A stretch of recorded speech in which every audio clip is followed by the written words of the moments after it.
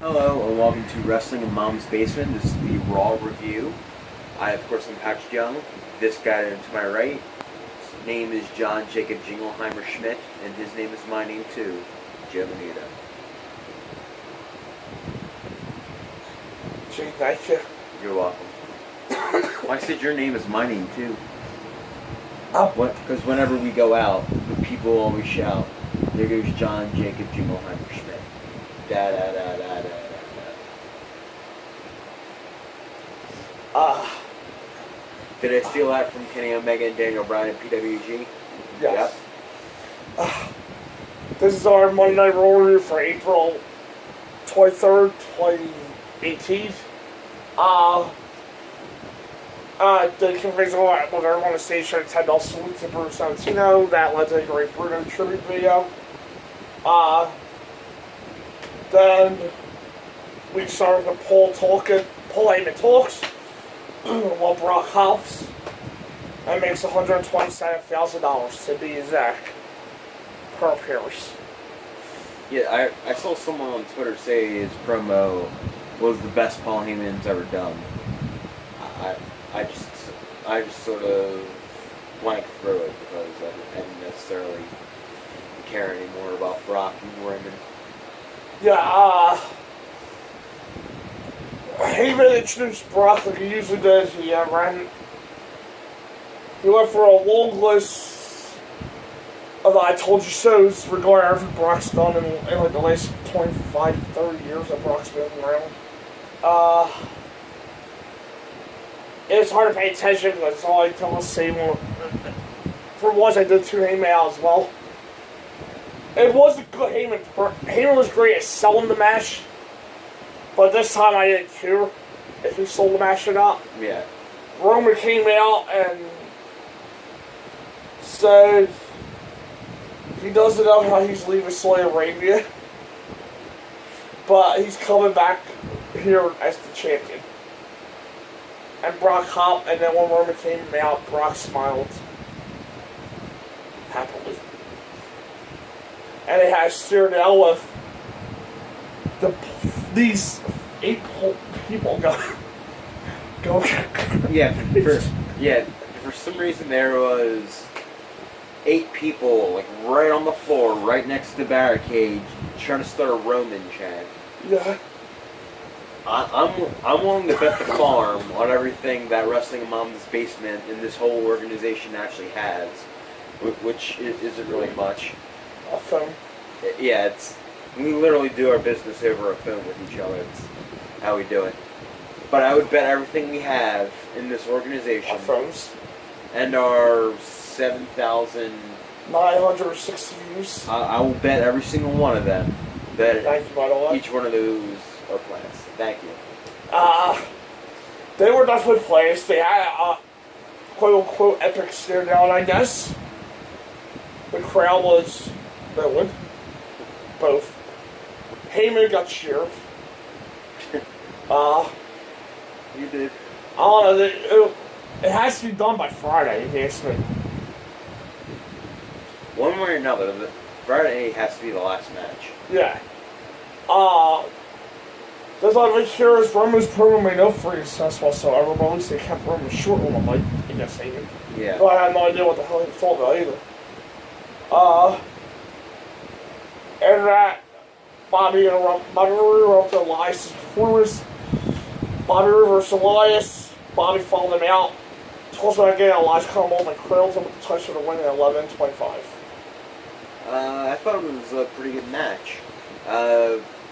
Strange enough, Bobby seems to have much better chemistry with people who are actually just as slower paced in the ring as he is. They strangely had pretty good chemistry, I thought. Yeah, match was pretty good. And it felt like a solid first step in setting up a feud between the two. Yeah. The match is basic. But it was pretty good for what it was. And it was nice to see Elias pick up a win for a change. Yeah. It was probably also the smart decision, just because Elias is literally the third top heel. Right behind Sammy and Kevin, And of course, not counting Brock Lesnar because sometimes Brock's a heel, sometimes Brock's a face. Up next, Matt talked about winning the tag titles on Friday. Bray Wyatt and Bree as they left. The Woken Warriors, which I don't know if that's their name, but that's the name I'm giving them. I forget what the name is. It's the Leader of Worlds. Okay, the Woken Warriors versus the Ascension. The WWE Twist of Fate finished things in 3:58. I do like Matt and Bray's double teams together. I thought they were pretty crisp and at least well timed for each other. Right. The match is relatively short, which you really don't expect a long match out of Ascension on Raw these days. So, but still, I thought for what we saw of Matt and Bray, I thought it was pretty good. Yeah, it was a decent win for Matt and Bray.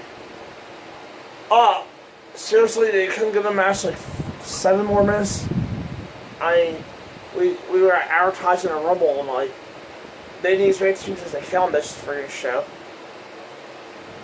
Granted, 3 or potentially 4, depending on Bobby Lashley and Braun, what they do with them, are makeshift tag teams. Yeah. Granted, but it would hurt to get that Ascension and a little dominance at this point. I mean, it's not like there's anything else that go on in the tag division. Matt and Bray squashing the Ascension, though, aren't exactly going to say, oh, they're ready for the bar. Even though we know Matt and Bray will win because the bar was in SmackDown, but I mean, still. Well, I think I guess their cure for what this tag division is going to be is literally going to be throwing together a whole bunch of makeshift teams. I mean, because you just see people pairing up for like the whole night.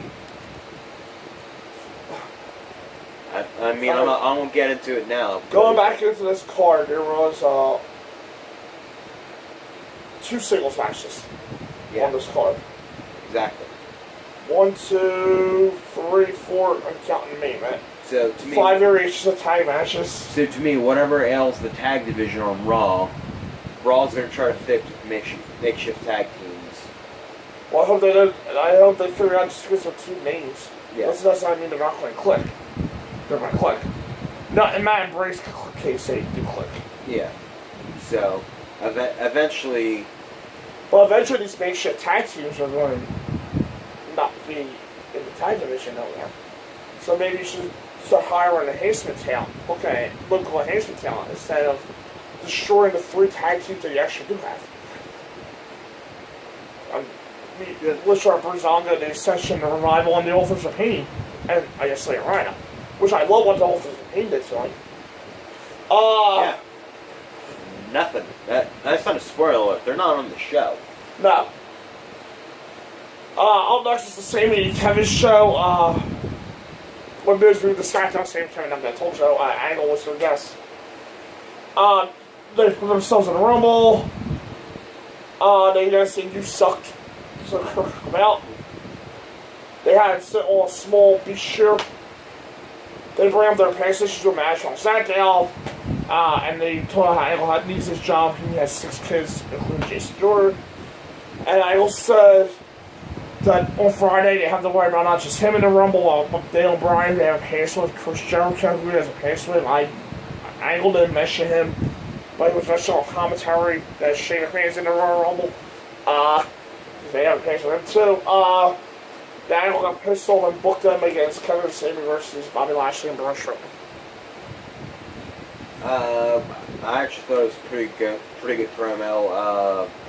Pretty much showing off Sammy and Kevin's chemistry together on Raw for the first time and what their characters are more like. I understand why they had the Sammy and Kevin show this week.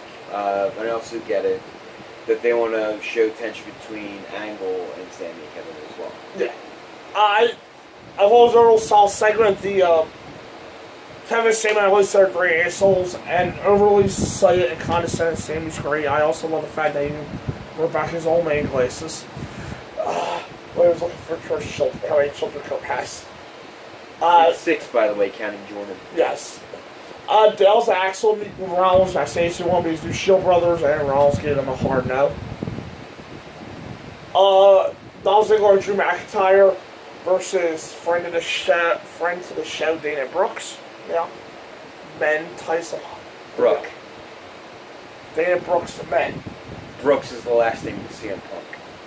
Dana Brooks, men. What her name's really Dana Brooks? No, it's Dana Brooke. This is what? Ew. Ever. It's Dana Brooks. No. Apostrophe. Team. Alright, fine. Titus O'Neil and Apollo Crews, because she's friend of the show. Now, after tonight, because I say how good she changed up her look. And she was happy that I noticed. Yes.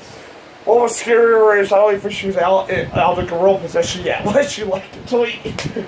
And later then I tried to go to another like out of her, but she apparently put down her phone.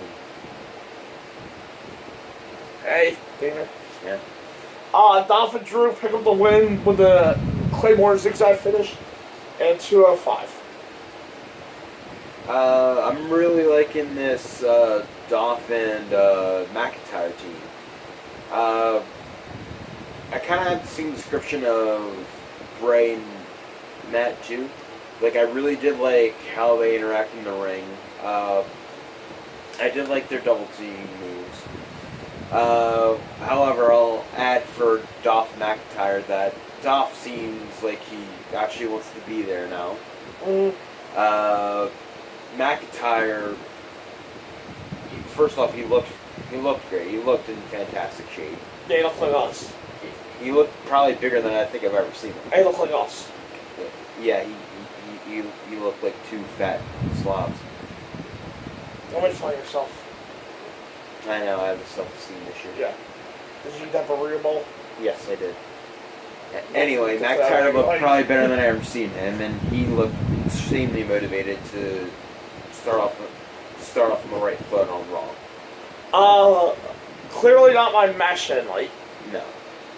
Because it was only 2 minutes and 5 seconds. But my favorite part of the whole show. I'll go there. Yeah.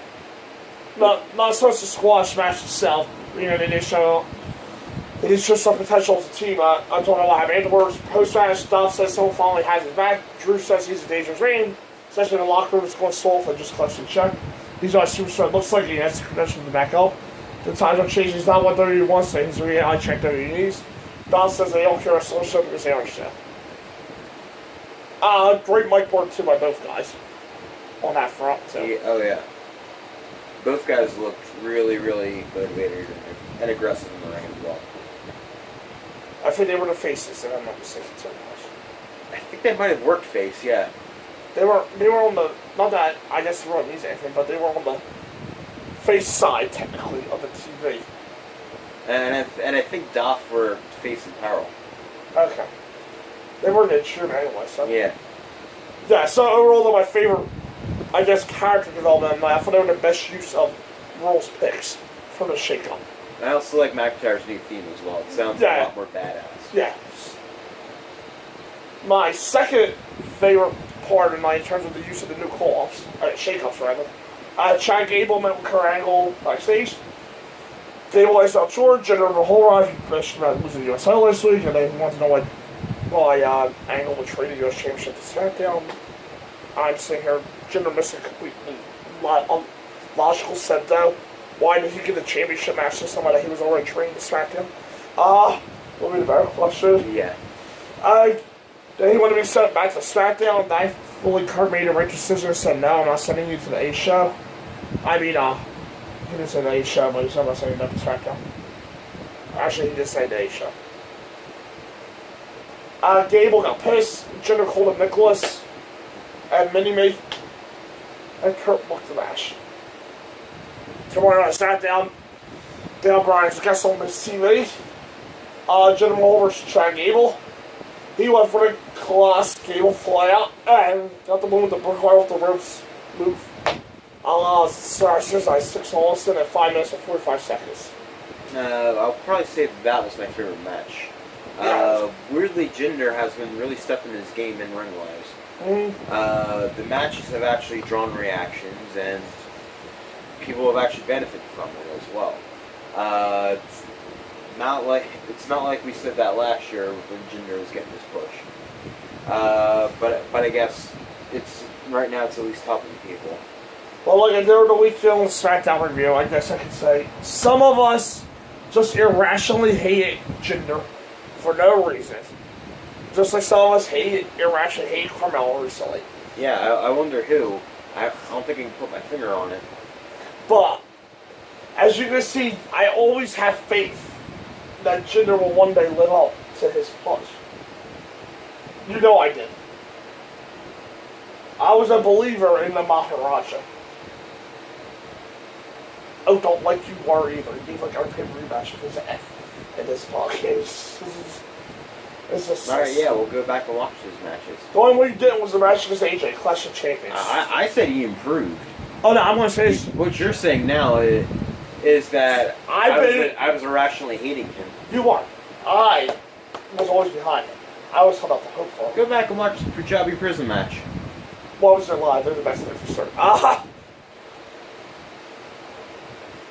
No. Okay, he sucked last year because he wasn't right. Now I can see Jinder as Universal Champion role. You might prefer it. Might. God, strike me down what I'm about to say. Will prefer. Okay, so we do prefer it. I was literally questioning you. He's not as good as Brock. He's not as intimidating as Brock. But he's not Brock. Right, but it's not Brock, so there you go. That's simple. He's not Brock. That's all. Right now, that's all the credentials you need for me. Yeah. But yeah, the match was probably my match tonight too. In terms of the shake-up moves, this is probably my second favorite. And how they were used on the first time roll with Gable. Odd time that Jinder lose right before he does his championship match on Friday. But he probably wasn't. He's more likely not winning. That's his championship anyway. Probably not. The only way he's winning is if Samoa Joe wins the ladder match on Friday. Or Miz wins that Backlash. Otherwise, yeah. And Jeff's beating Jinder anyway. Renee interviewed Ruby and people so I made that 10-woman tag. Hot damn. It's like those normal 6-woman tags. You mean with 6-woman tags? But with 4 more. We got comments from Samoa Joe. I basically went to Roman. He continued to be a great promo in his hotel room. No pop-up, no Sesame Street words either. I got from Samoa Joe. Yeah. They have Friday's Crystal Rumble. We'll have our review probably about 3 in the morning on Saturday. Yeah. Axel and Dallas met with Finn. They joined up with him and Finn refused. Kevin City versus Lashley and Braun. Lashley and Braun defeated our Sammy with the power slam and the labor suplex, a whole bunch of stuff in 12 minutes.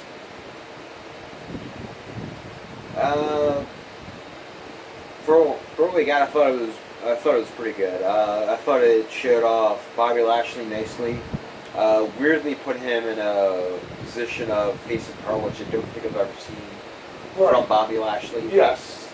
And weirdly enough, it's against Sami Zayn, who I don't think has ever been the overpowering heel in a match against the face and pearl. But for what we got, I thought it was pretty good. I thought Lashley and Strowman worked well enough together. It was hysterical when Strowman just ran over Kevin Owens like 3 times and then drop kicked him. And I thought the match was fine itself. Yeah, it was a good, fun match. The crowd loved Braun and Bobby. Yeah. Kevin and Sammy so well. Not exactly sure there's a few here, or it was a lot of matches sound like house show matches tonight. Yeah. Minus the Dolphin Drew, Gable, and Jinder, nothing really felt like it had any storyline bridging going forward to next week. Well, I think maybe the reason why a lot of the matches were either tag matches or kind of a short singles match is because they got a lot of shows over the next 2 or 3 weeks. Mm-hmm. They're going to Saudi Arabia on Friday. Then they have to come back to America, and then I'm sorry, they have to go back to Canada. Then back to come back America. here to Canada. Yeah, back to America. Back to America. Then to England later. And then they got to go back to go their European tour. So they got a lot of work to do over the next couple weeks. It's probably why their matches are kept short now. Yeah. Up next, Corbin came out and claimed that no way Jose's dancers were here to jump in before he used his eggs. Corbin played over with his fun because he's here to become champion. He refused to face him and wants to dance to leave. Jose danced anyway, and then Corbin would beat the shit out of him and hit the choke breaker on the stage. That's the heel. Ruined a good conga line. We get a special anti-bullying messages from victim Alexa Bliss, claiming that Nia stole food from a starving old woman. It was just so ridiculous and over the top that it was hysterical. It wasn't that bad. It was fucking glorious. He said it was fucking hysterical. It was fucking glorious. Seth Finn versus Bo and Axel. Super kicks, blackout, double stomp. That's that. 455. Yeah, it's pretty much another thrown together tag team match. Again, it's kind of leading me to the fact that whatever's going to ail the Raw Tag Division is going to be thrown in with makeshift teams, like possibly Seth and Finn, like possibly Bobby Lashley and Braun Strowman.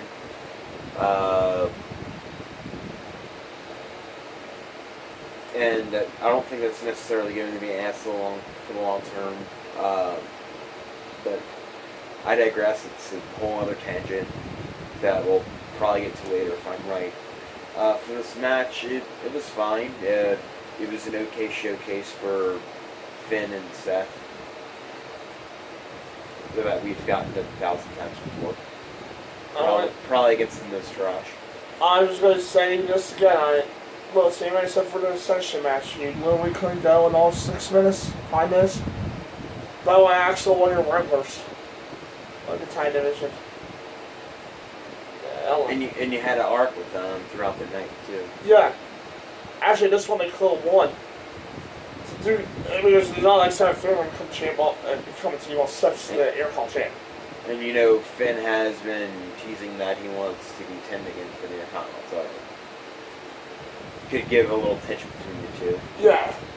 I'm not gonna lie, I need a feature match. I kind of sort of need. I'm one more match. I kind of need a break from Finn versus Seth now. There's a lot of other people who are actually Seth fight on Raw. Finn, he's at least going to float around for at least the next year. Yes. If he doesn't turn heel soon. The babyface woman got fired up about burrito bowls.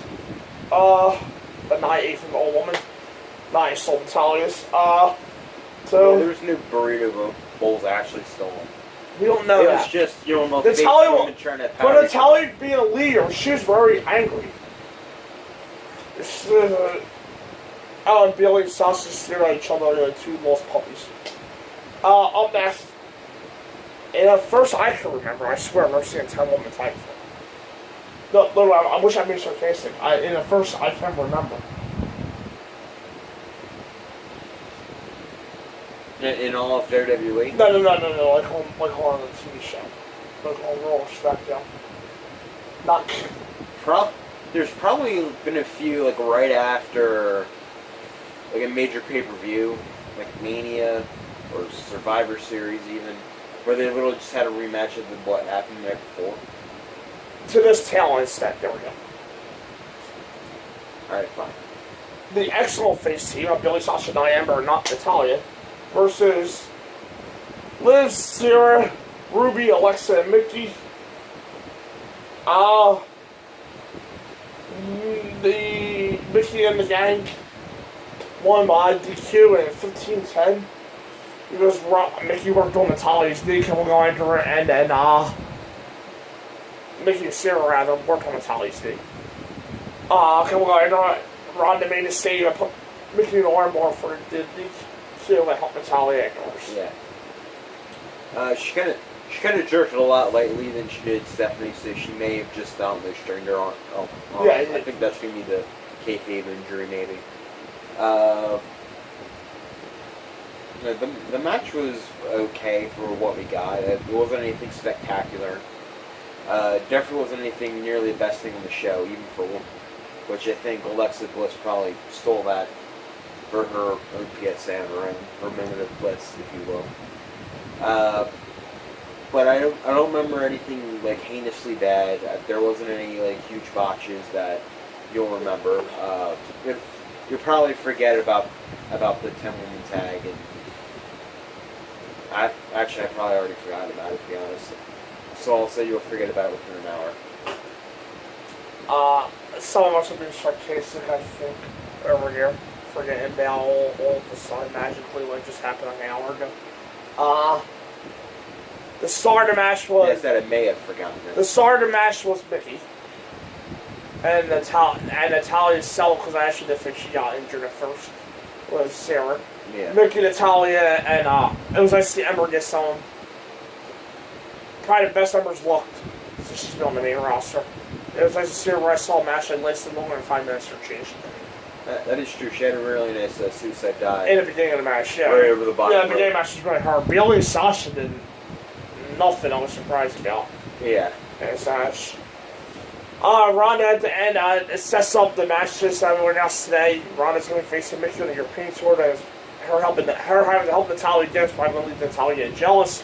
And then Ronda versus Nay at some point during the summer. Either Money in the Bank or SummerSlam, probably. So, but they're the right two women to guide her along. Yeah, oh yeah. That's for sure. Roll's first week in the shake-up, how you feeling? I thought the show did an okay job. It wasn't necessarily. It didn't necessarily blow me away with a lot of things. There were a few things I really did like, such as Drew and Dolph, Alexa Bliss's Moment of Bliss promo, Jinder and Chad's match I thought was also really good. Is Jinder becoming your current favorite wrestler? This could be a debate for a pocket. I wouldn't say he's my favorite wrestler, no. I think he's becoming your new current favorite. But I'm willing to say he's becoming the most improved wrestler of the year. Okay. If he keeps this pace up, I think he can get it. It's been 2 matches. I know. That's why I said if he keeps his pace up. Probably 3. I think it was 3. I think he had a probably 3 matches. Oh, start off for me. And let me let him slide on Friday too, because this is before Jeff likes, so there's no reason not for that match. Will be good on Friday. Yeah. So I'll let him slide Friday. Past Friday, we'll see. If he keeps on feuding with Gable though, we should be good. Yeah. Roll like you was setting things up. It didn't really feel like a lot of the shake-up moves were any better or worse, or in a better spot than they were on SmackDown. It was more or less the same old, but different. Gable feels like he's in a better spot. Yeah. Dolph definitely feels like he's. I don't count Drew because he was on SmackDown. Dolph definitely feels like he's in a better spot. I always just say to feel like they're in the same spot right now, feuding with the Authority. Yeah. Or the show. Which I guess is kind of lazy. When you kind of think about it. They literally got into it. They just literally just got out of an angle with the Authority figures to go feud with the Authority figure. Yes. So it's kind of lazy, but they needed a reason for Stephanie to grab Curse Bull, so. Yeah. She hasn't done a lot more grabbing it, though. Well, and to be fair, if you don't want to treat Angle as a smart face Authority figure, he doesn't necessarily. He will see what happened with Kevin and Sammy and Shane and Bryan. So he probably would be pretty hesitant on actually bringing them into his own brand. If I want to see him as a smart face Authority figure, I'll say. I said if they want to book him. Yeah, I'll see him as one. That's the difference. Yeah, nothing really blew me. The only thing that really blew me away on the show was Dolph and Drew. They got me. I'm ready for them to be the tag champs. Yeah.